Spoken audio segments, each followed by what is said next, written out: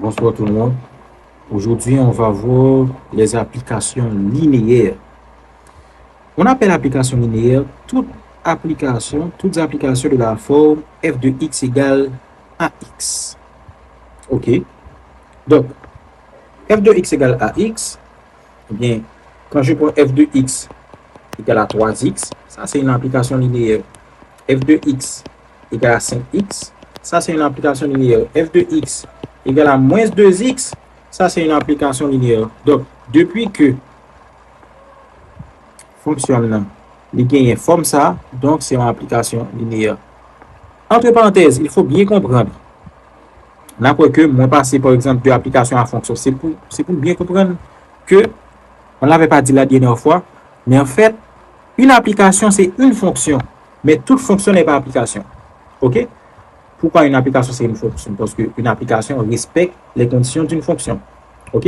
N'oubliez pas, pour qu'il y ait fonction, il faut que chaque image, chaque élément, je m'excuse, de l'ensemble de l'hyper ait au plus une image de l'ensemble d'arrivée. Donc ça va déranger tout si, par exemple, ça t'arrive que chaque élément gagne exactement une image.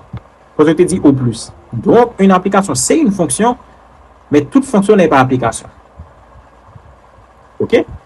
Donc, application, le fait que chaque élément gagne exactement une image, eh bien, il satisfait la condition suivant laquelle chaque élément devrait ou doit avoir au plus une image pour être une fonction. OK? Donc, toute application est fonction. OK? Je vais l'écrire pour vous ici. On a savoir toute application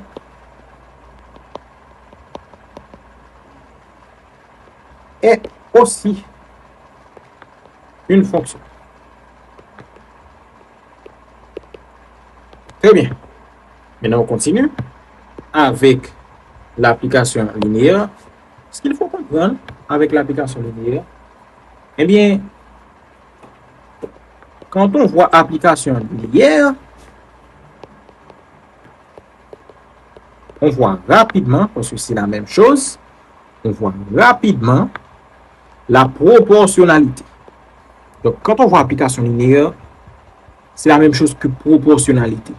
OK?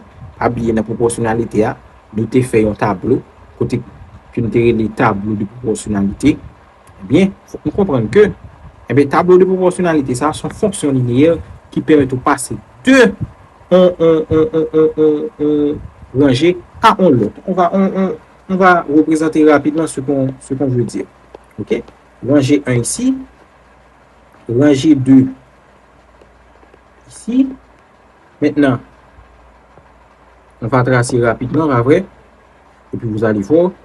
Donc, on suppose que pour la rangée 1, on a les nombres suivants. 4, 8, 9, 10. Et puis ici, on a les nombres suivants. 12, 24, 27, 30. Remarquez bien, ici, il s'agit de fait d'un tableau de proportionnalité. Pourquoi? Parce que, si vous remarquez bien, le rapport entre les nombres respectifs, 2 à 2, sont constants. Quand je fais 12 à diviser par 4, ça me donne 3. Quand je fais 24 à diviser par 8, ça me donne 3. Quand je fais 27 à diviser par 9, ça me donne encore 3. Quand je fais 30 à diviser par 10, ça me donne encore 3. Donc le rapport entre les éléments respectifs à une position, justement, sont les mêmes. OK? Donc, qu'est-ce qu'on pourrait dire ici? On pourrait dire, remarquez bien, si par exemple je prenais f de x égale 3x, et bien vous allez remarquer que f de 4 pour moi, ce sera égal à quoi? À 3 fois 4. Donc f de 4 égale à 12. F de 8 pour moi, ce serait égal à 24. F de 9, ce serait égal à 3 par 9, égal à 27. F de 10, ce serait égal à 10 par 3, égal à 30. Donc, si vous marquez bien, eh bien, l'homme considérer fonction f de x, l'homme considérer fonction f de x égale 3x, eh bien, fonction ça, il peut passer de rangée 1 rangée 2. OK? Il suffit pour me joindre élément qui dans rangée 2 qui correspond à élément qui dans rangée 1, il suffit que je prends élément qui dans rangée 1 là, me remplacer dans variable x là. Automatiquement, je vais f de 4 là qui donne 12. OK? Et ainsi de suite pour les autres. Donc, il y a un étroit rapport. OK? Il y a une parfaite similitude entre les propriétés des applications linéaires et la proportionnalité. OK? Donc maintenant, ce qui est intéressant en addition pour l'application linéaire, on a parlé de graphe, vous vous rappelez bien ce qu'est un graphe. Le graphe correspondant est toujours une droite et elle passe toujours par le point 0, 0. Donc, je dis non, nous considérons l'application linéaire, mais graphe qui est associé avec la représentation géométrique, il est toujours en droite. OK? Et droite, ça, il passe obligatoirement par le point 0, 0. Quand on parle de point 0, 0, n'oubliez pas, je me considère le repère là. On va considérer le repère rapidement, vous allez voir. OK. N'oubliez pas, un repère, c'est toujours ici. Eh bien, est-ce que ça m'a dit, pour nous bien comprendre, est-ce que m'a dit que ça c'est représentation en application linéaire? Non. Par contre, si je prends ça,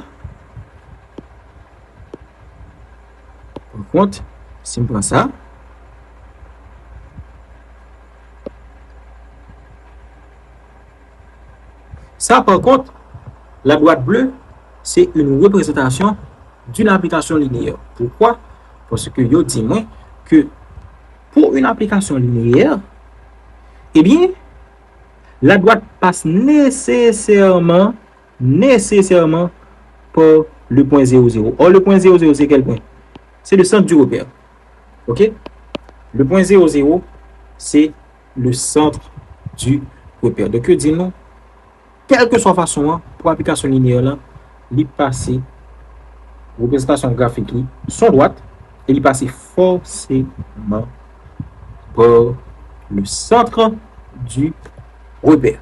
Maintenant, pour nous bien comprendre comment on trace ces graphes, ce sont questions de méthode. OK? Exercice.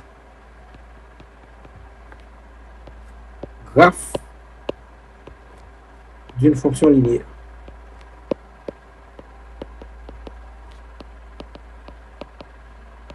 OK? Je vous demande par exemple de tracer le graphe respectif à chaque application. OK. Du fait à chacune des applications linéaires suivantes. OK. Maintenant, A, on prend f de x égale à 2x. B, on prend f de x égale à moins 7x. Et puis C, on prend f de x égale à 3x. Donc, on va faire A et B. Et on laisse C pour vous comme exercice. Allons-y. Vous remarquez bien comment on procède. OK. A. La f de x égale à 2x. Maintenant, qu'est-ce qu'on sait? On ne s'est pas oublié, non? Pour tracer une droite, il faut combien de points? Parce que n'oubliez pas, on sait que le graphe de l'application, c'est une droite. Ça, c'est 1. On sait que le graphe de l'application, c'est et passe nécessairement par le point 0, 0. Ça, c'est 2. Or, combien de points j'ai besoin pour me tracer en droite? Pour me tracer en droite précise, il faut que je gagne 2 points. Bien entendu, par un point, on peut faire passer une infinité de droites. Mais par contre, par 2 points, on ne peut faire passer qu'une seule droite. Donc, pour me tracer un graphe, pour me tracer une droite précise qui correspond à l'application linéaire, il faut me gagner 2 points par lesquels pas cette droite. OK? Donc, puisqu'il s'agit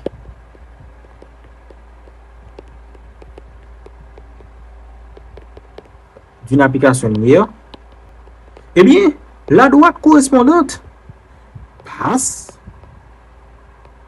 nécessairement par le point, bon, je vais noter pour n'importe façon, OK, par le point A de coordonnées 0, 0, OK, qui est justement le centre du repère.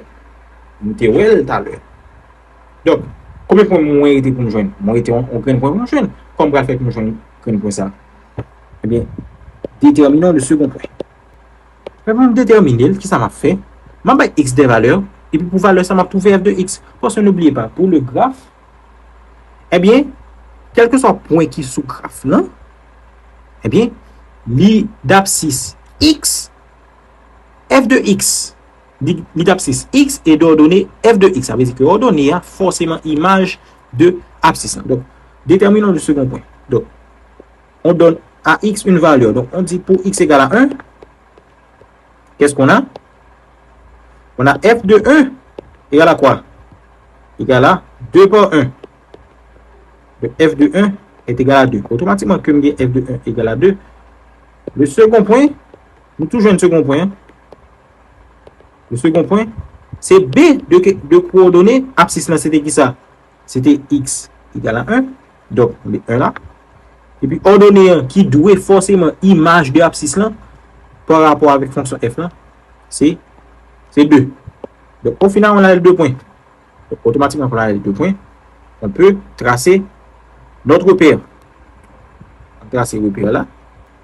Je trace le repère. OK. Très bien. Voilà. OK. OK. N'oublie pas, on oriente le repère. Depuis son repère, on va tracer. Il faut me dire ça déjà. Depuis son repère, on va tracer. Il faut orienter action. De pas orienter action, ou pas tracer repère, ou juste tracer deux droites qui perpendiculaires. OK? Donc, c'est très important. On oriente le repère. Donc, après que x là, mettons flèche. Après que y là, mettons l'autre flèche.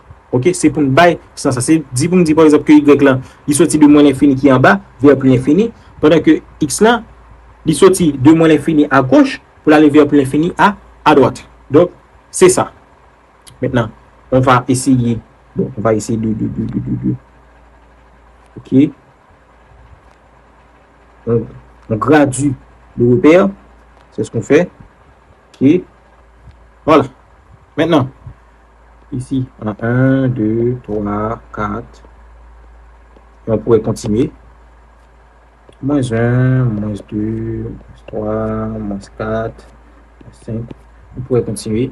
Ici, on a 1, 2, 3, 4.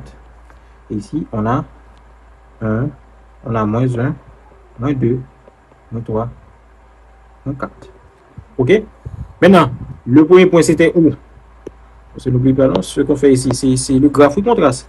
Donc, le premier point, c'est A ici, de coordonnées 0, 0. Le deuxième point, c'est B de coordonnées 1, 2. Donc, B sera où? B sera ici. Donc, on projette suivant X. OK. Suivant Y. Voici, on trouve le point B. Donc, le point B, pour nous, c'est de coordonnées 1, 2. Voici le point B. Et puis, automatiquement, quand on a deux points, qu'est-ce qu'on a fait? On a juste tracé droite là. Donc, la droite va passer nécessairement par les deux points. Attendez, voilà. Donc, pour nous, voici notre droite. Mais puisqu'il s'agit d'une droite, ce qu'on va faire, on va prolonger. Parce que son droite liée, donc il n'est pas non seul bon. OK, voilà. Donc, on prolonge la droite. Donc, au final, voici le graphe de la fonction f de x égale à 3x. Voilà. Maintenant, on va utiliser ce même repère pour tracer l'autre fonction. Sauf que, justement, on va déterminer les deux points de l'autre fonction. Allons-y. Maintenant, pour b, on a f de x égale à moins 5x. Maintenant, qu'est-ce qu'on dit? On dit la même chose. Ça, c'est une fonction linéaire. Puisqu'il s'agit d'une application linéaire, la droite correspondante passe nécessairement par A de coordonnées 0. Maintenant, déterminons le second point. OK? Mais pour déterminer le second point, c'est la même chose. Pour x égale à 1, on a f de 1. F de x maintenant, c'est moins 5x. Donc, f de 1 égale à moins 5 par 1. Donc, est égal à moins 5. Donc, on va revenir au repère. Donc, ici, on a le point B. Non, on a fait déjà le point B. Parce que c'est même repère là, on a pu utiliser. Ici, on a le point C. De coordonnées 1, moins 5. Voilà. Donc, on revient au repère. Cette fois, on va changer de couleur. OK. Donc, on a déjà le point A de coordonnées 0, 0. OK, je vais augmenter graduation. Ici, c'est moins 5 pour nous. On a déjà le point A de coordonnées 0, 0. Maintenant, on va trouver notre point B, notre point C de préférence. Donc, le point C, on projette perpendiculairement à l'axe des X, OK?